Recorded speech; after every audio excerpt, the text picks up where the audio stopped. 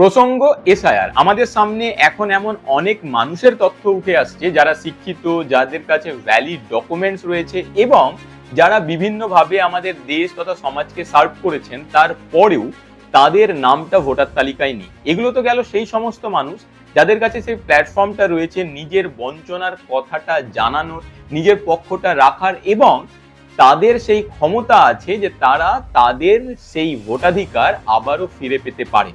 কিন্তু আমাদের সমাজে একটা বড় অংশ, বলা চলে বড় ভোটার সংখ্যা, যারা নিজের নামটা পর্যন্ত সই করতে পারে না, কিন্তু তারা তাদের বাবা, তাদের দাদু আমাদের এই দেশকে তাদের রক্ত ঘাম দিয়ে সেবা করেছে, কিন্তু তারপরেও আজ তাদের নামটা ভোটার তালিকায় নেই।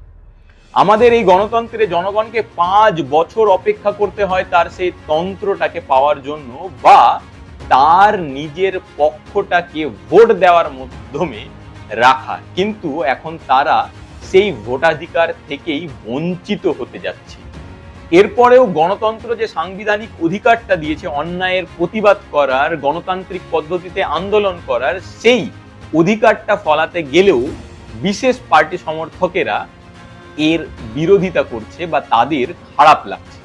তাদের যুক্তি অনুযায়ী তোমার সমস্ত ভ্যালিড ডকুমেন্ট থাকা সত্ত্বেও তোমার নামটা যদি বাদ হয়ে থাকে, তবে আন্দোলন নয় বা গলাবাজি নয়, তোমার উচিত হবে তোমার পাশে থাকা বন্ধুর কানে কানে বলার, কেন নাম বাদ হয়েছে জানি না, কমিশন কিছু পরিষ্কারও করেনি, তবে ওয়াশিং মেশিন পার্টি যখন কমিশনের সঙ্গে রয়েছে তখন তাদের গায়ে কোনো দাগ থাকতে পারে না, কারণ সেই ওয়াশিং মেশিন পার্টিতে গিয়েই অনেক দাগি নেতা তাদের দাগ ধুয়ে এসেছে। তাহলে এখন কিভাবে নির্যাতন কমিশনের গায়ে কোনো দাগ থাকতে পারে বা তাদের কিভাবে কোনো ত্রুটি থাকতে পারে? ত্রুটিটা হয়তো তোমারই, যে তুমি ভোট দেবে।